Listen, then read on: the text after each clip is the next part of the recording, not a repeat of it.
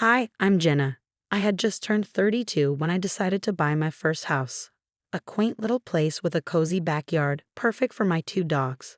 Buying this house wasn't just a financial step, it was my declaration of independence, my way of claiming control over my own life. The day of the housewarming came with a mix of excitement and nerves. I planned everything meticulously, wanting it to be a blend of fun and formality, a true milestone. My parents were the only family I invited, given the complicated dynamics of extending further. As guests arrived, the afternoon buzzed with laughter and conversation. I was in the middle of showing my college friend Lisa some renovation plans when the doorbell rang again. Expecting a neighbor or a late arriving friend, I opened the door with a smile, only to find my mom standing there with Carson and his daughter, Vanessa. Carson grinned, though it didn't reach his eyes, while Vanessa looked around my living room like she had just walked into a thrift store. "Jenna, darling, hope you don't mind us bringing a little extra company," my mom chirped, breezing past me without waiting for a response. For a moment, I was too stunned to speak. "Mom, I thought it was just going to be us," I finally said, my voice a mix of confusion and irritation. "Oh, honey, I knew you wouldn't mind. Carson really wanted to see your place, and Vanessa's been excited to meet you," she gushed, as if she hadn't ignored my carefully curated guest list. As the party went on, I tried to push down the frustration, thinking maybe it could still be a good day. But I was wrong. I would have chosen a different color here. "This shade is so 2010, Vanessa said loudly, eyeing my living room with disdain. My friends, caught in the moment, exchanged awkward glances as the room fell silent. My cheeks burned with a mix of embarrassment and anger. This was supposed to be my celebration, my moment. I couldn't let her ruin it. I turned to Vanessa, forcing a tight smile. "Well, not all of us need to follow the latest trends to feel good about our homes. Some of us prefer something more timeless," I replied, sharper than I intended. But it didn't end there. "Why would anyone arrange their living room like this? It's almost like she's never heard of interior design," Vanessa quipped. That was it. I couldn't hold back any longer. My friends, clearly uncomfortable, watched as I marched over to Vanessa. The room grew tense. "You know, Vanessa, if you have suggestions, I'm all ears. But maybe you could share them without insulting my choices in front of my guests," I said, my voice calm but firm. Vanessa blinked, surprised, then scoffed. "I'm just saying what everyone's thinking. No need to be so sensitive." Judging by the supportive looks from my friends, they weren't thinking anything of the sort. Despite the awkward tension, I could feel them backing me up. Just as I thought things would cool down, my mom pulled me aside, her face tense with anxiety. "Jenna, could we talk in private?" she asked softly. In the hallway, away from the party, she dropped the bombshell. "Honey, I know it's a lot to ask, but could Vanessa stay with you for a while? Just until they sort out their living situation." Her request hit me like a punch. "Mom, I can't. This is my space, and after tonight, it's clear Vanessa and I aren't exactly compatible." Her face fell. "Jenna, she's struggling. You know how tough Carson can be on her. It would only be for a little while." I could feel the weight of her expectations pressing down on me, like so many times before when she tried to fix things by putting me in uncomfortable situations. But this was too much. "Mom, no, I need to set boundaries. I can't have her stay here, not after how she's behaved. I'm sorry, but that's my final answer." The hurt in her eyes stung, but I knew I had to stand my ground. As she walked away, her shoulders slumped, and I felt a strange mix of triumph and dread. I had finally stood up for myself, but I knew this wasn't the end of it. As the party wound down and the last guests left, the house felt quieter, almost eerie. The echoes of laughter were replaced by a stillness that settled heavily in the air. I started cleaning up, the simple task grounding me. Each dish I washed, every crumb I swept, felt like I was trying to clear away not just the physical mess. Debris wasn't the only thing I was trying to clear away. The emotional turmoil that had spilled over throughout the night clung to me. Lying in bed later, with the house dark and still around me, I replayed the evening in my mind. My spine tingled with the apprehension of what was to come. Vanessa's smug smirk, Carson's disapproving glare, my mother's disappointment, they all haunted the edges of my thoughts. As sleep finally claimed me, I clung to the hope that maybe the fallout wouldn't be as bad as I feared. But deep down, I knew better. This was just the beginning, and the repercussions of my refusal would ripple further than I could imagine. The next morning started out ordinarily enough: coffee, a quick scroll through emails, and a mental to-do list for the day. But that normalcy shattered with a ping from my phone, a security alert from my home system. Panic gripped my chest as I viewed the live feed. Someone was at my house. I rushed home, my mind racing with possibilities. Nothing prepared me for what I found. The locks had been changed. My key was useless against the new mechanism. Peering through the window, my blood boiled as I saw Vanessa lounging on my sofa, a smug smile plastered across her face. "What are you doing in my house?" I shouted through the door. The door swung open, and there stood Carson, grinning wide and unwelcoming. "Oh, Jenna, we thought we'd take you up on that offer to stay. After all," he sneered, his voice dripping with mock sympathy. "There was no offer, Carson. Get out of my house now," I snapped, my voice sharp with a command I hoped would cut through his arrogance. Carson leaned lazily against the doorframe, his posture relaxed in stark contrast to the rising anger in my voice. Now, Jenna, let's not be hasty. You wouldn't want to upset your mother, would you? You know how she feels about the police." His words hit their mark. Carson knew exactly how to manipulate the situation. My mother had a deep-rooted fear of the police, stemming from a traumatic incident in her past, and Carson wielded that knowledge like a weapon. But I couldn't let that stop me. This was my home, my sanctuary. Taking a deep breath, I pulled out my phone. "I'm calling the police, Carson. You can't just break into someone's house and change the locks."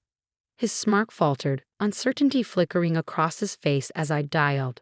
Within minutes, the sound of sirens filled the street. The police arrived swiftly, their questions precise. Carson and Vanessa's attempts to spin the situation fell flat against the legal reality of their actions. "I have every right to secure my property," Carson argued, though his confidence waned under the officer's unimpressed gaze.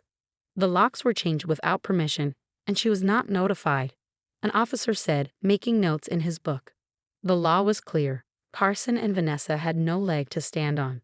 The eviction was quick. Carson and Vanessa were escorted out, their protests muted by the firm instructions of the police. Watching them leave, I felt a mix of relief and sorrow. Relief that my home was mine again, sorrow for the inevitable fallout this would cause with my mother. As the police wrapped up their report, one officer lingered. "Are you going to be okay?" he asked, his tone kind. I nodded, though my heart was heavy. "Yes, thank you. I didn't have a choice." He offered a sympathetic smile before leaving. Once the door clicked shut behind him, I stood in the quiet aftermath. The house felt larger and emptier, the space that was almost taken from me suddenly overwhelming. I walked through each room, reaffirming my presence in the place that had been violated. The weight of the day pressed down on me, a reminder that the battles were far from over. Carson and Vanessa might be gone, but the repercussions would ripple through my family, possibly irreversibly. Yet despite the turmoil, a stubborn flame of defiance flickered within me. This was my home, and I would fight for it, no matter the cost. The silence of the evening was shattered by the sharp ring of my phone. My heart sank as I saw my mother's name flash on the screen. I braced myself for the inevitable conversation. "Mom," I answered, my voice barely above a whisper.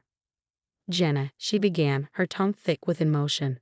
How could you do this to Carson and Vanessa after everything they've been through?" Her words cut deep. I struggled to keep my voice steady. "Mom, they broke into my house. They changed my locks. What was I supposed to do? Just let them take over my home?" "You could have handled it differently, Jenna. You know how I feel about the police," she replied, her voice trembling with a mix of anger and disappointment. "Mom, I didn't have a choice. They left me no choice. This is my home, and I had to protect it," I said, frustration creeping into my tone. There was a long, heavy pause, the weight of her next words hanging between us. "I can't believe this. I thought you understood, Jenna. I thought you cared more about your family." "I do care, Mom," I whispered, "but shouldn't my safety and my rights matter too? Why is it always about what I can do for others, never about what's right for me?" The questions tumbled out, years of suppressed feelings fueling my words. "You just don't get it, do you?"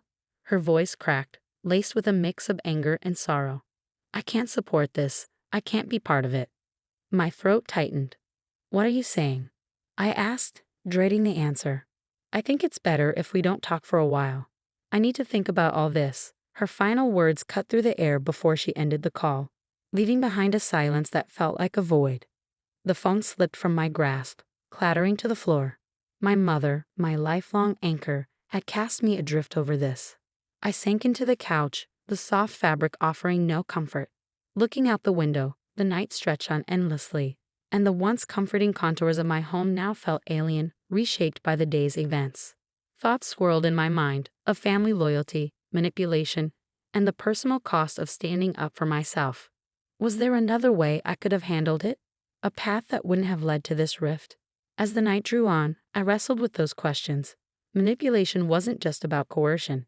It was about making someone feel guilty for holding their ground. Carson had used my mother's fears to control me, and now my mother was unintentionally doing the same with her disappointment. By dawn, a quiet resolve had settled over me. Protecting my emotional and psychological space was just as vital as defending my physical one. The rift with my mother was painful, but it was necessary for my growth. Standing in the stillness of the early morning, I knew that while the battle for my home was over, the journey to reclaim my life had just begun. As days turned into weeks, the sting of my mother's words faded into a persistent ache, a constant reminder of the price of my newfound autonomy. Her silence was deafening, but with each passing day, I found pieces of myself I hadn't realized I'd lost in the fray of family obligations. My home, once a battleground of invasion and conflict, began to transform back into the sanctuary I had envisioned. I repainted the living room, erasing the remnants of Vanessa's scornful remarks. With every stroke of the brush, I reclaimed my space. New locks, stronger and more secure, clicked reassuringly under my fingers, symbolizing the boundaries I was learning to set. In the solitude of my reclaimed home, I discovered a resilience I hadn't given myself credit for.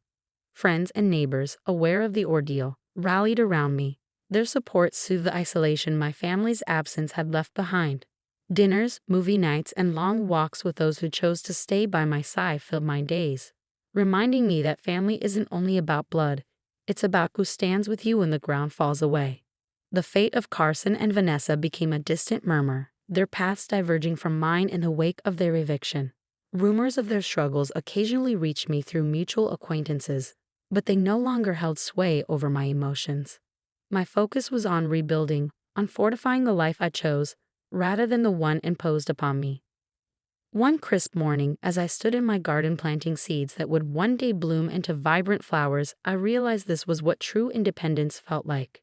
Not the absence of conflict, but the presence of peace in its aftermath. The estrangement from my mother was a deep scar, one that might never fully heal, but it was also a testament to the lengths I would go to protect my peace. The journey to self-empowerment is often a solitary one, fraught with tough decisions and painful reckonings.